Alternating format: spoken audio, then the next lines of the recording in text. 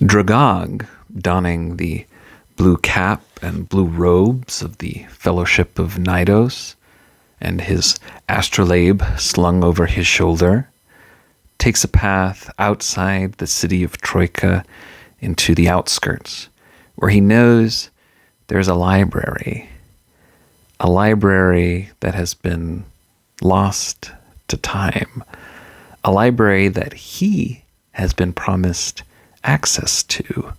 He seeks the lost library of Diaprise, but what he doesn't know is that there is another library, a hidden library, the Stygian Library.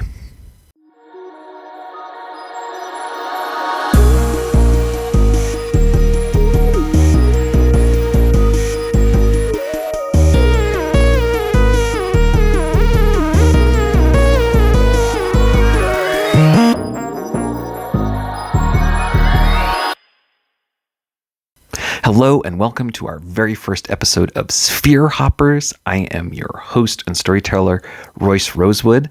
We're going to be taking characters from all of the 5 previous Gone Solo campaigns and stitching them together in unexpected ways. And so there's a number of different ways that we're going to do that, but we're going to start with this lovely book, The Stygian Library. The Stygian Library is a procedural library-themed dungeon by Emmy Cave Girl Allen and published by Soul Muppet Publishing. So when we last left Dragogg in the Troika campaign, he had completed his task for Mycodent the Mad and been given a large sack of money and was headed to the lost library of Diaprise, where he was promised access.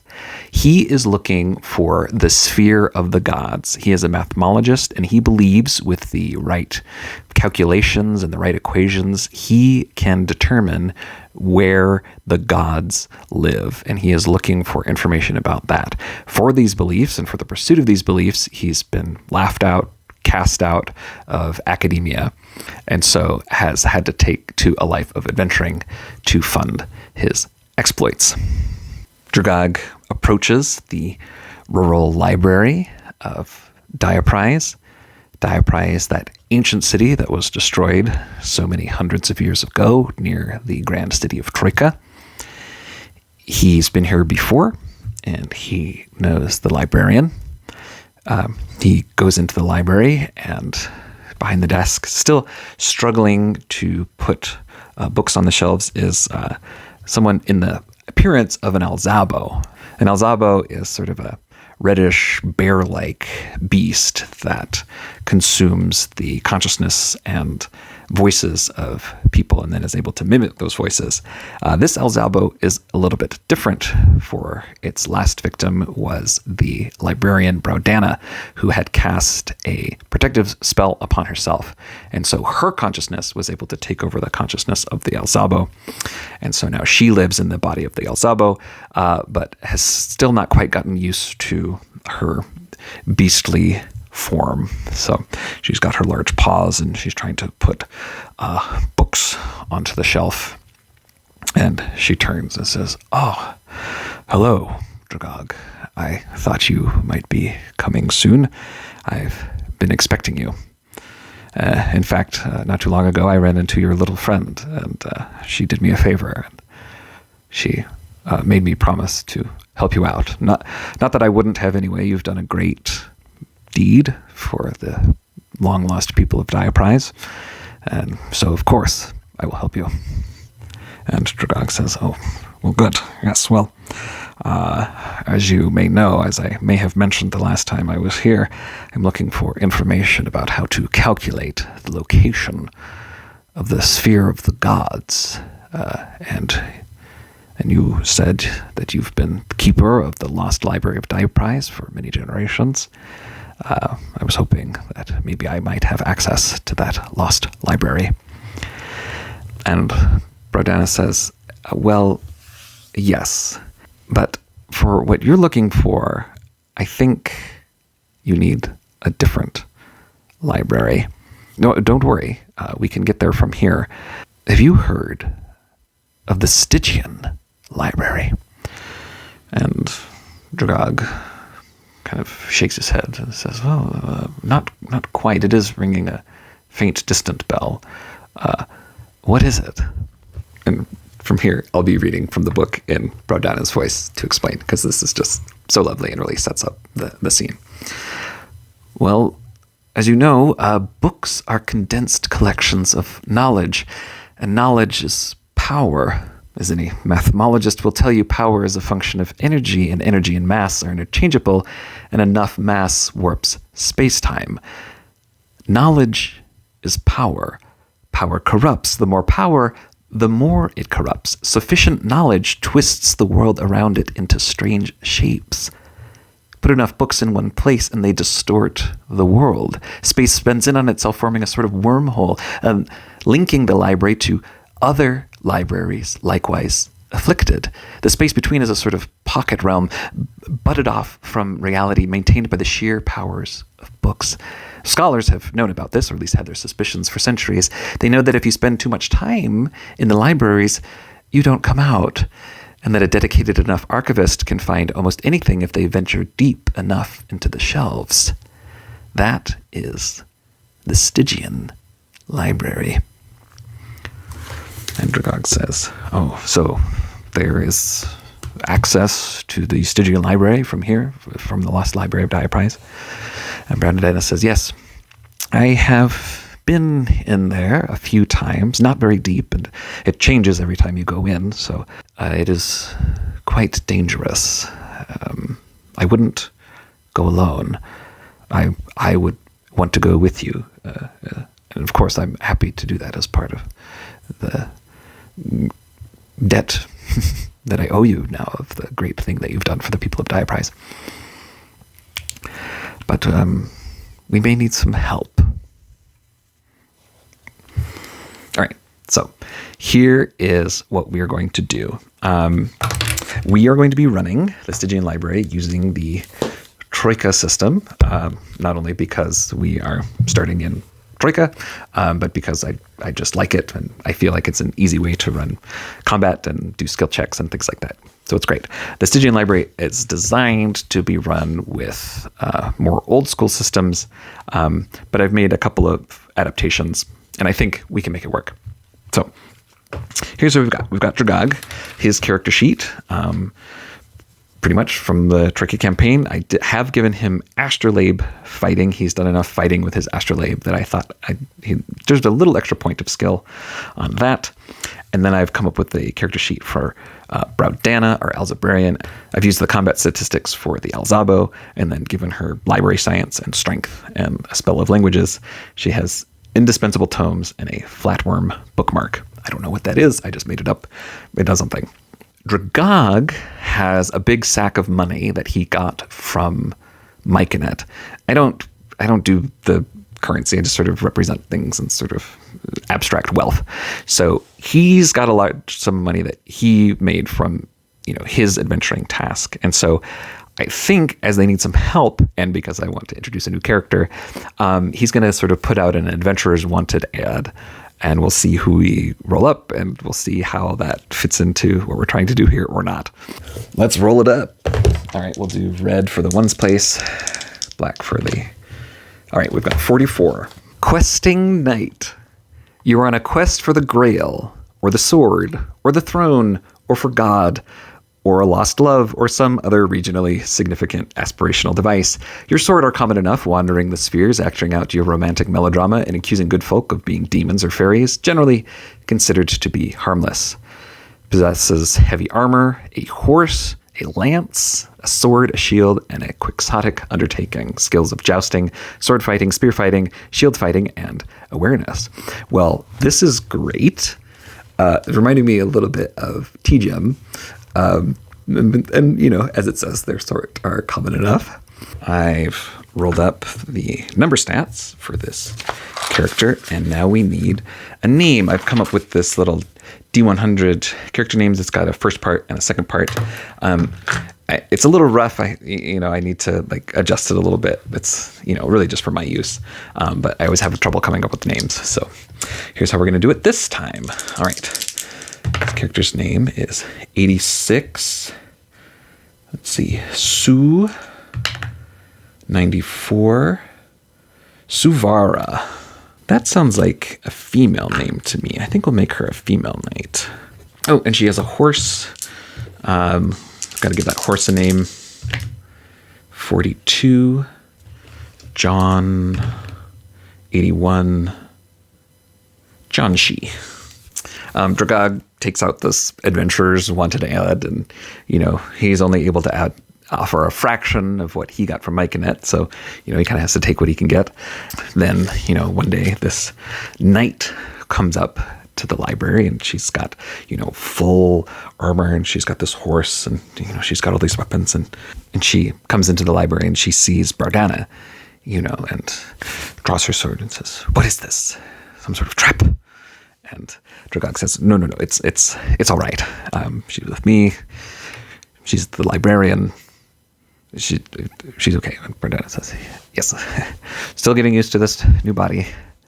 And Suvara nods and agrees and says, I saw your ad. I saw that you were looking for adventurers and that you are seeking the sphere of the gods. I, too, am interested in this. So what is Suvara's quest? I'm going to roll a story cube. I think it might have something to do with gods or a particular god, but we're going to roll a cube. Let's see what we get. It's like a spaceship badge. It's like a mission patch. So it's making me think of like merit badges. She, takes out this sash, and it's got all these different, religious symbols on it, and these patches. And she says, I do deeds on behalf of gods to earn their favor and their approval. And so any time that I can do something on behalf of a god, I get a patch. This is my quest. This is my undertaking. I am trying to get all of the divine badges. I'm going to add that of divine badge sash to her inventory. And Dragogg says, yes, you seem quite capable. I'm happy to bring you on for this quest. And Bardana says, we might need to leave your horse up here. I don't know if we can take a horse into the Stygian Library. And Sephora nods and say, all right, well, I will board him here at the library, and he will be okay. He can take care of himself. John Shi, good horse. Here is how this is going to go. Stygian Library works on a number of levels called depth. Every depth that you go, you roll up a room and a detail and an encounter. And so every time you go, there's a new combination of things. Depending on the obscurity of the information, that determines how deep you have to go. I've decided to set this information as information that has been forgotten entirely in the real world. So that means we need a progress of 35. That's our target. In Stygian Library, you set your progress to start at the intelligence of the highest intelligence in the party. This is assuming an old school system. We don't have that. So I've just set that to 15. 15 is going to be our base. So we either have to get a progress of 35, or we need to get to 35 minus 20, level 15. If we meet either of those things, we will find the information. In addition, at a certain point, if we encounter a visitor or someone else in the library, I'm going to replace that encounter with an encounter encountering someone from one of the other campaigns who has also come into the Stygian Library, and we will meet up with them and we will merge those two campaigns within the Stygian Library. I don't know who it's going to be. We'll find out when and if it happens. So, Dragogg, Bardana, and Suvara collect their supplies. Dragogg uses some of his money to fit them out with, torches and rations. I don't really want to keep track of that. We'll just say they've got a bunch. If it becomes relevant, the scarcity of that we'll deal with that if that becomes relevant. But Bardana takes them down. There's a hidden door, takes them down some stairs. There's a vault, and this is the Lost Library of Dire Prize. There's all these old ancient scrolls, not ancient, but, historical scrolls and tablets and books. And then within this basement, sort of turn around, she moves one of the shelves, and behind that is a secret door. And she takes a small key out and she opens it up and she says, "All right, be aware. I've been here before. I know some of the dangers, but not all of them. Keep your wits about you, and we'll see if we can find what we are looking for."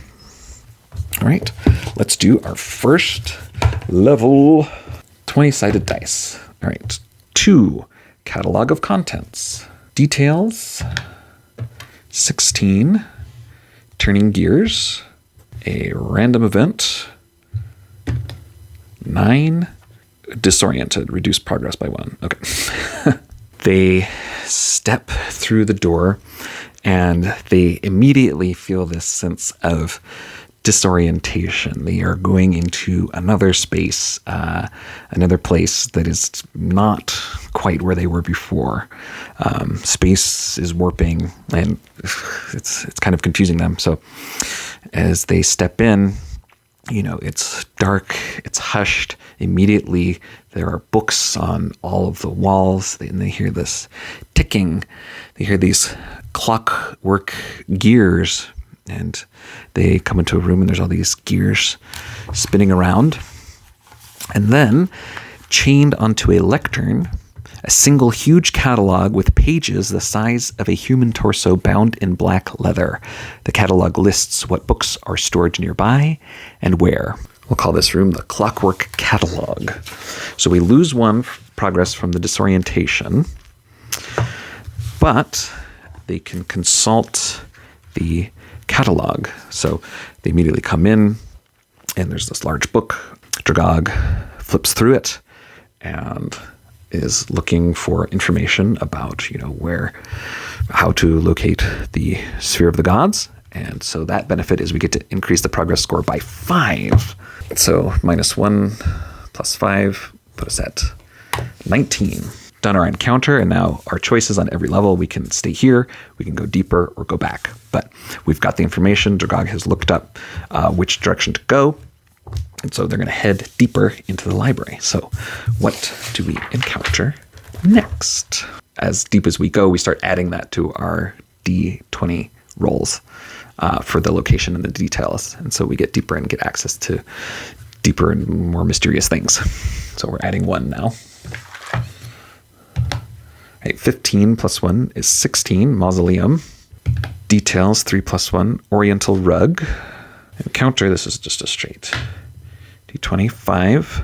Something's territory is disturbed and it defends its lair, office, etc. Roll in the encounters table. Right, and so far we are encounters. For visitors, we have not disturbed the library. So we'll roll a D20 plus 1. 2 plus 1 is a giant bookworm. So they head deeper into the library. Stairs going down, books just everywhere in the direction that was indicated in the catalog. And up ahead, they hear sort of a chewing, kind of grumbling sound. And we have encountered a giant bookworm. This creature appears as a huge, fleshy, pallid insect larva, fat, segmented body like that of a caterpillar or maggot, ends with a head studded with tiny black eyes with 6 waving tendrils around its mouth. This creature is about the size of a human torso in length and thickness, its tendrils extending another foot or so. They can tunnel through wood or paper. They prefer hunting as ambush predators. Many bookshelves and floors hide. Beneath the seemingly normal surface, a network of bookworm tunnels through which the creature crawls in search of prey, bursting from its burrows to pick up vulnerable visitors to the library. This sounds like dangerous for sure. So they come into a mausoleum. There's a large stone sarcophagus in the room, and there is an oriental rug on the floor. And unbeknownst to them, hiding behind one of the bookshelves is this giant bookworm. So we're going to give Suvara, she's got awareness. She's going to do an awareness. Okay, she does not. the bookworm is going to get a jump on them. So we're going to go into combat. So how we're going to do this, the statistics in here for an old school system. So I've adjusted them where I'm going to take the hit dice, add 1, and that is the creature's skill. The hit points will stay the same, and the damage will be the same.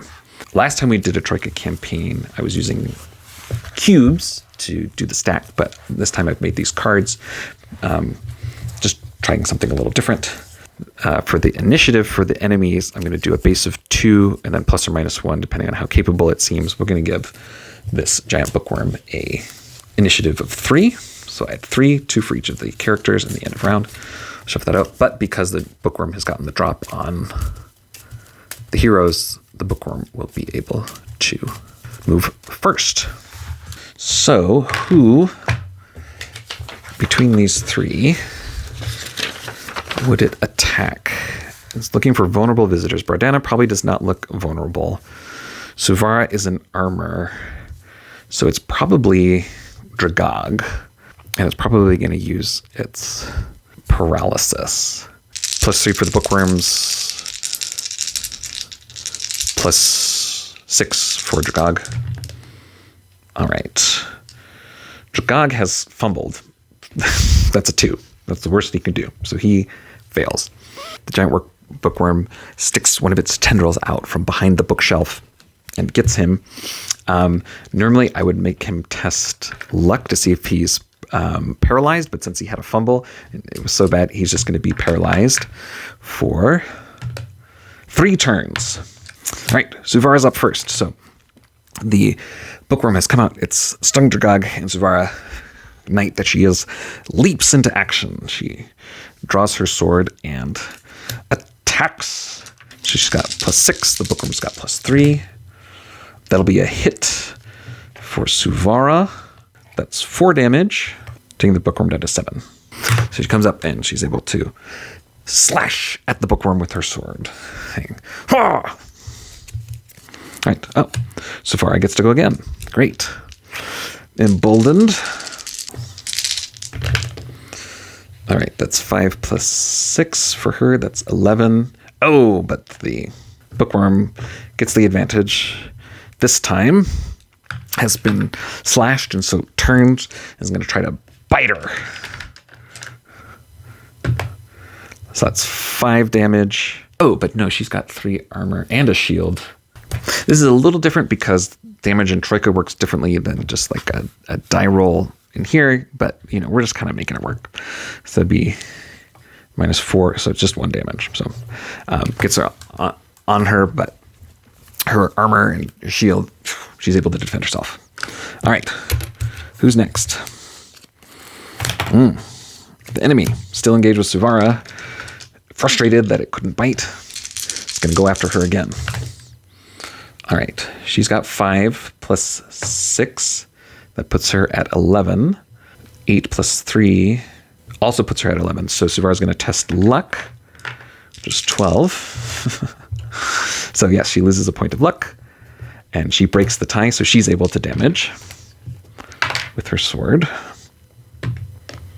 All right, that's 6. The bookworm does have armor, so -1, that puts it at 5, which is 6 for her. Okay, so now locked in combat, the bookworm got a hold of her, and Suvara's just wailing on it with her sword.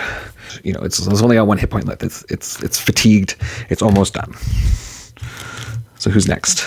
Dragogg is paralyzed, so he skips that turn. All right, the enemy goes again, still trying to get Suvara. All right. Ooh. All right. Well, that's a mighty blow for Suvara. That's just going to do it. And she, throws off the bookworm and then plunges her sword down into it, and has defeated the bookworm. It wriggles and dies. Once Dragogg's paralysis wears off, he looks around and says, "Oh, well, I'm glad that we brought you along. It seems like you're quite capable." That's where it says, "All in the line of duty." They look through the room. Well, all right, these are not really the types to loot mausoleums. I know for sure that there's treasure inside of the crypt, but these people aren't looking for treasure. They're looking for information, so they're going to keep going. All right, 1 + 2 is 3. A help desk. Details 1 + 2 is notes, random events. 18. An ominous locked door. So they head deeper. In an alcove, a small desk laden with papers. Shelves behind it stuffed with more paperwork, lit by an oil lamp. There's a 75% chance that the desk is manned by a yellow order librarian. So anything but a 7 or 8 here. Nope. Okay, so there's no librarian there. So they see a help desk. Seems like somebody who's maybe here sometimes. On the opposite side is a large, ominous door. There are a bunch of notes everywhere. So going through the papers, it seems like these are notes left by previous visitors. We're going to roll 3 times and see what they say. One says, I left the index here, and then in another hand it says, it's long gone. 20. This place is evil. It should be burned and destroyed. An understandable sentiment. 15. You can get to hell from here. Can you come here from hell? Could this place let you escape death itself? Well, that note about this place being evil is a little bit ominous, and our heroes haven't quite encountered what this is in reference to, but it does maybe put them on a little bit of an edge. They see that there's this locked door. I think they're going to search the room and see if they can find a key. Roll it. D30. 29. A box of addictive chocolates. Okay, so they're looking for the key, but they don't find what they're looking for. But they do find this box of addictive chocolates, which Brodana will pick up. It might be useful. I do want them to get through this door because it goes deeper, and I know that they don't know that. Brodana might. This is shallow enough that she might be familiar. Well, let's test. I was sort of thinking that we would roll like a d20, and if it is above our current depth, then Brodana sort of knows what it is based on her previous expeditions to the library. So does she know? Yeah, she says, that looks like the kind of door that would lead deeper. I know it's locked, but maybe we can try to break through it. Well, she's pretty strong, so she needs to roll under 7. 10. She's slamming up against it. She's not able to get through it.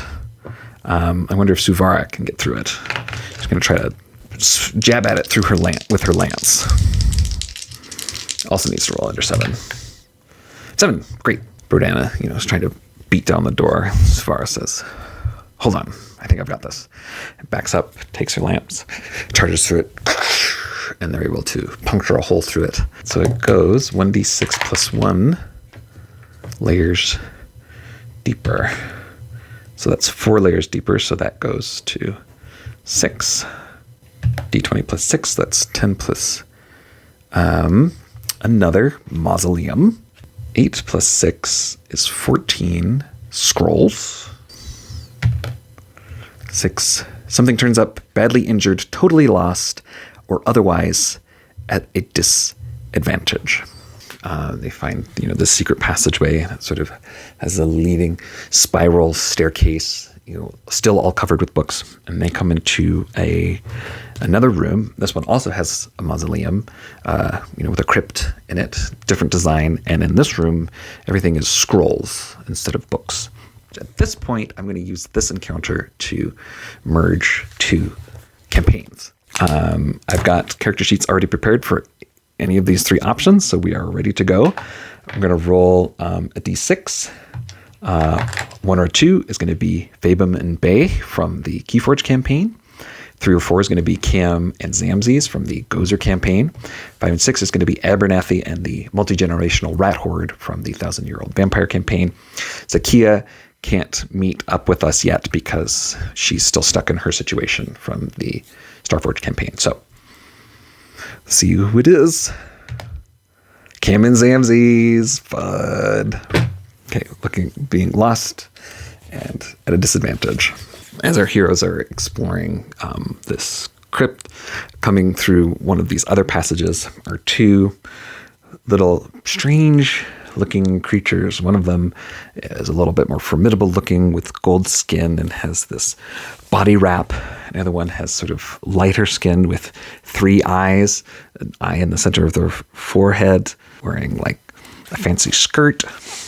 One of them, Cam, the 3-eyed one, says, "I don't know, Zamzes. I think we are totally lost." And Zamzes says, "I would have to agree with you there." And Dragogg says, hello.